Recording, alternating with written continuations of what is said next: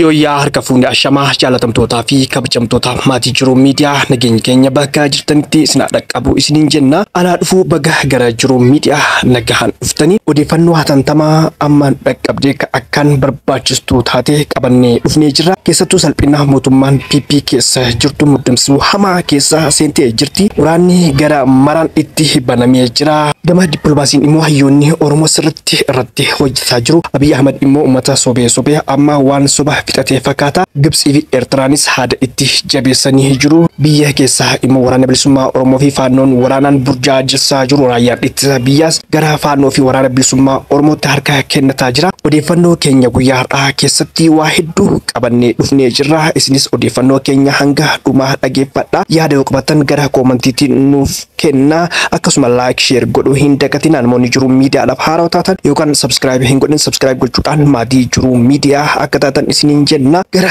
odeeffannoo keenyaatti isin dabarsina. Isinis hamma xumuraan faana turaan affeerraa keenya. Hanga ammaatti lubbuun namoota 22 darbee jedhan magaalaa Ariiriitti manni bataskaana Ariirii ijaarsarra osoo jiru ayyaana waggaa qulqullitti dubroo maaramiif osoo daawwatamaa jiru hojii xumuraatiif mukkeen dhaabbatee ture jijjiguudhaan namoonni hedduun du'uu fi miidhaaf saaxilamuun dhagahame. Hanga ammaatti lakkoofsi sirrii namoota du'ee fi miidhamee hin beekamne. Ammas mukkeen jige jala namoota baasuun itti fufee jira. Hospitaala irraa kan mirkanaa'e hanga ammaatti namoonni 22 lubbuudhaan yoo darban namoonni 55 ammoo miidhaa jidduu galeessaa hanga miidhaa cimaatti irra gahuu beeksisee jira. Waraanni bilisummaa Oromoo kibba Oromiyaa keessa socho'u tarkaanfii fudhadheen milkaa'ee jedhe akka araanni biyyoolessaa gabaasetti irree fi gaachanni uummata Oromoo woboon zoonii kibba godina Gujii lixaa aanaa suuraa barguddaa ganda suuraa baadiyaa iddoo addaa kurraa karraa jedhamutti tarkaanfii tikootaa fi leellistoota impaayera Itoophiyaa kanneen uummata Oromoo saamuu bobbaate irratti fulbaana 26 fudhateen hedduun ishii du'uu fi irra caalaan isaanii madaa'uudhaan of duuba deebisee jedhe. Ittuma fufuudhaanis achuma kan ganda dambii bakaakoo bakka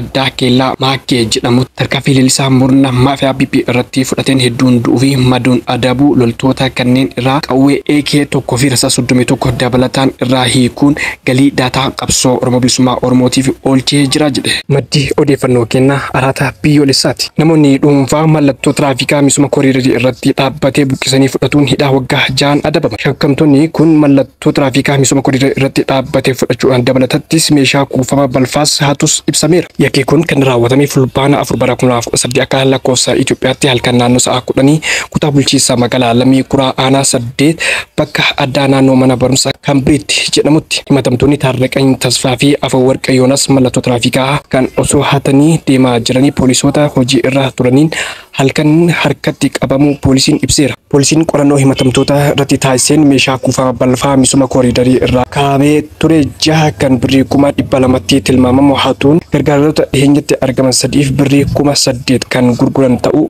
amanuun jecha isaanii waan kennaniif to'annoo jala oolchuu meeshaalee deebisuu danda'eera. Shakkamtoonni kunis hanna mallattoo tiraafikaa raawwatameef hidhaa waggaa 6 kan itti murtaa'e yoo ta'u yakka hannaa meeshaa kuufama balfaatiif ammoo onkololeessa 6 bara 2018 mana murtiitti akka dhiyaatan ajajni kennamee jira. Godina Jimmaa aanaalee Omoo Beeyyamaa naannoo Beenjaa Saaxamaa fi Singaamotti jiraattonni rakkoo daandii hamaa keessa jiraachuu himan. Jiraattonni yaada kennaniin daandiiwwan waggaa 10 dura piroojeektii URP jedhamuun hojjetaman gandoota wal quunnamsiisan suphaa dhabuun manca'uu dubbatan. Daandiiwwan piroojeektii URP jedhamuun hojjetame gandoota baadiyaa wal quunnamsiisu uummata hafuura galfachiisee akka ture jiraattonni himan. Daandiiwwan kunniin manca'ee rakkoo guddaa keessa jiraachuu himan. Bahagala dhabnee jirraa jedhan jiraattonni. Dubartii ulfaa mana yaalaatiin gahuun illee ulfaataa ta'uu himan. Daandiiwwan piroojeektii URPtiin hojjetaman abbaa dhabuun suphaa malee waan tureef deebi'anii manca'uu jiraattonni naannoo Oromiyaa godinaalee garaagaraa himanii jiru.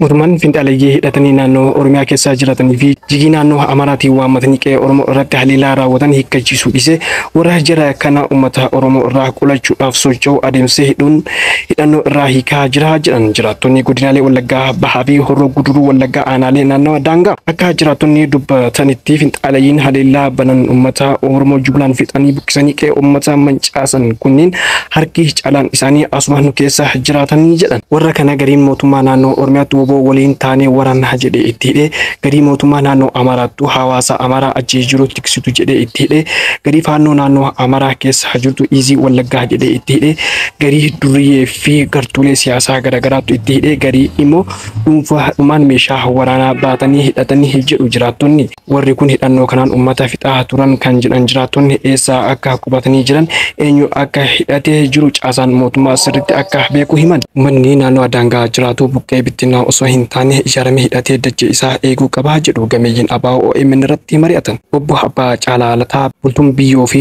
obbo Dheeressaa Roobaa gameeyyii ABO OMN irratti dubbii weerara Oromiyaa irratti mari'atan. Qe'ee ofii gadhiisanii deemuun wabii tokkollee hin qabu kan jedhan gameeyyiin ABO hawaasni qe'ee ofii gadhiisee deemee qe'ee isaatti deebi'uuf hin yaadamuu jedhan. Oromiyaan kutaa garaagaraa weeraraaf saaxilamuun hawaasa Oromoo kutaa weeraramaa jiru kan ilaallatu qofa osoo hin taane guutummaa uummata Oromoo waan yaaddessuu qabu akka ta'e dubbatanii jiru. Hawaasni Oromoo tokkummaa isaa eeggachuu, wal ijaaruu fi waliif dubbachuu daangaa lafa isaa tikfachuu akka qabus dhaamanii jiru. Daangaatirraa uummanni keenya buqqa'ee godaanee naannoo biraatitti akka galu haala isaanii mijeessuun tasuma hin danda'amu.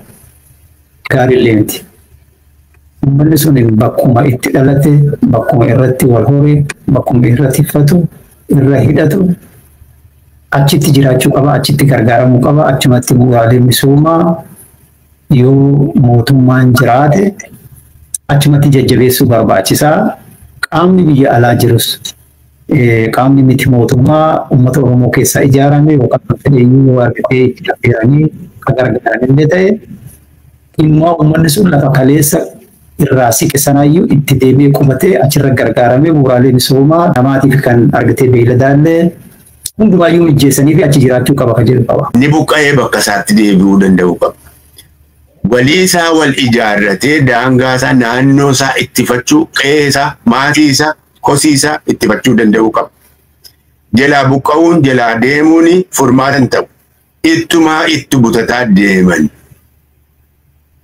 Lafa daangaa iddoo sanarraati kan Sumaalee irraati argineerra. Sumaalee kunoo daangaa Oromiyaadhaati cirratti gadi gara Doolloo gaditti ture. Har'a eessa dhufeera madda walaabuu ga'eera jalaa butachuun furmaata hin ta'u. Daangaa keenya ittifachuudhatu qabna Oromoo. Kanaaf gochuudhaaf immoo wal dhagahuu, wal dhaggeeffachuu, wal dhugeeffachuu, wal ijaaruu, waliin kaanee daangaa keenyaa biyya keenya ittifachuudhatu qaba. Waan sadii beekuudhaa yookaan hubannee hojiirra oolchuu danda'uu qabna. Wal dhaggeeffachuu danda'uu qabna. Wal dhagahuu danda'uu qabna. Wal dhugeeffachuu qabna. Si dhagahee si dhaggeeffachuu dhiisuu nan danda'a waan ati jettu. Si dhaggeeffadhee waan ati jettu kun dhugaadha jedhee dhugeeffachuu dhiisuu hin danda'a. Oromoo wal malee kan biraan qabnu walaa dhageenyu, walaa dhaggeeffannu, walaa dhugeeffannu.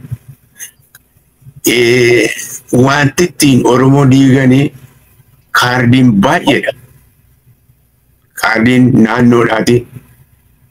Kaardiin gosaadhaati. Kaardiin amantiidha. Kaardiin baay'eedha wanti ittiin Oromoo diiguu danda'a. Kanaa diigamsa tokkummaa Oromoo diiguurraati of qusachuu. Wanti jennu kuni tokkummaa Oromootti gumaachamu. Tokkummaa Oromoo sharafaa jedhee ilaallachuu qaba namni. Egaa hordoftootaa fi kabajamtoota maatii jiruu miidiyaa odeeffannoon ammaaf qabannee isin dhiyaannee hanganumaa odeeffannoo keenya biraatiin nama walitti deebinutti nagaan turaa isiniin jenna. Namoonni jiruu miidiyaadhaaf haaraa taatan yookaan subscribe godhin subscribe gochuudhaan maatii jiruu miidiyaa akka taatan akkasuma like share gochuudhaan jajjabeessaan dhaamsa keenya waan wajjin turtaniif galatoomaa ulfaadha.